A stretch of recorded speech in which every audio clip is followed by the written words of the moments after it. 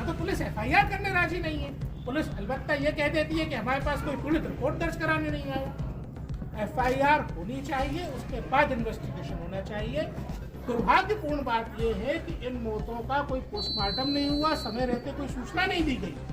ये सब की सब बातें सबूतों को मिटाने के प्रयास में शामिल होनी चाहिए और एफआईआर समुचित धाराओं में होना चाहिए। हमने तो यही कह रहे हैं।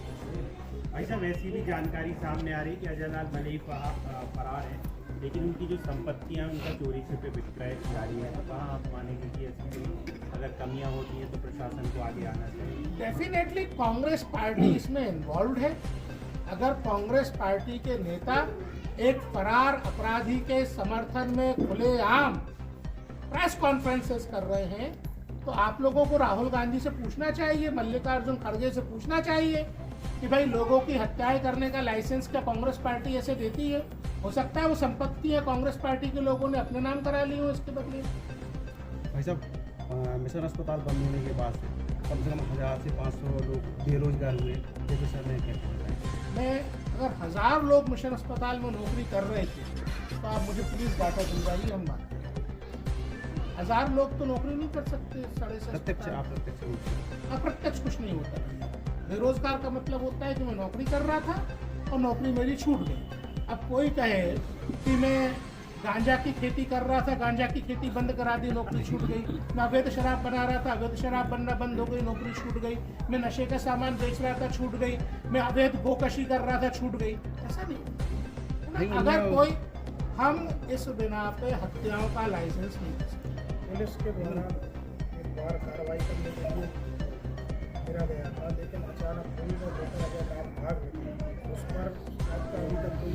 पुलिस इस पूरे मामले में अजय लाल का समर्थन कर रही है, उसकी मदद कर रही है। एक मामला और संज्ञान में है कि अजय लाल काफ़ी साल पहले ही अमेरिका की नागरिकता ले चुके हैं। अब उनके पास 2 ही नागरिकता है। ऐसे में मान लीजिए वो फॉरेन में है तो क्या उनके प्रत्यर्पण में देरी या फिर कोई कानूनी बाधा है? कानूनी बाधा बिल्कुल नहीं आएगी।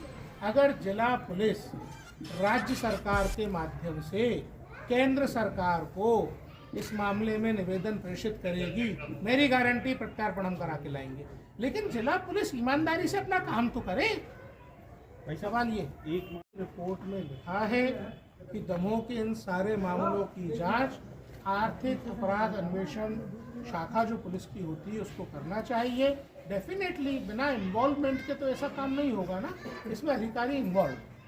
दमोह से लेकर दिल्ली तक एक अच्छी सरकार है और प्रदेश में भी वही सरकार है, उन्हीं के अधीनस्थ पुलिस कर्मचारी हैं। फिर ये कैसे संभव हो पा रहा है कि सरकार ने मुझे अपॉइंट किया है और मैं पूरी जिम्मेदारी से बोल रहा हूँ कि दमोह के जो जिला प्रशासन के लोग हैं वो कामचोरी कर रहे हैं, तंगदर्जी कर रहे हैं और अपराधियों की मदद कर रहे हैं।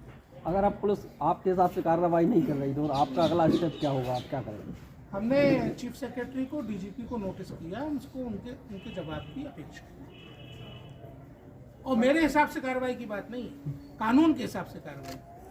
मैं अपने हिसाब से कोई कार्रवाई नहीं चाहता। जो कानून में लिखा है उसका अक्षर अक्षर पालन करना हम सबकी जिम्मेदारी है, हम सबका कर्तव्य है, उनको करना होगा। ईओडब्ल्यू के द्वारा अजय लाल और डेविड लाल दोनों भाइयों के ऊपर टैक्स चोरी के मामले में एफआईआर की गई थी और उस ईओडब्ल्यू ने जो एफआईआर की थी उसमें दमोह कलेक्टर ने सारी ना ही आवेदन प्रस्तुत किया, ना ही अपील के लिए कोई कागज़ आगे बढ़ाया।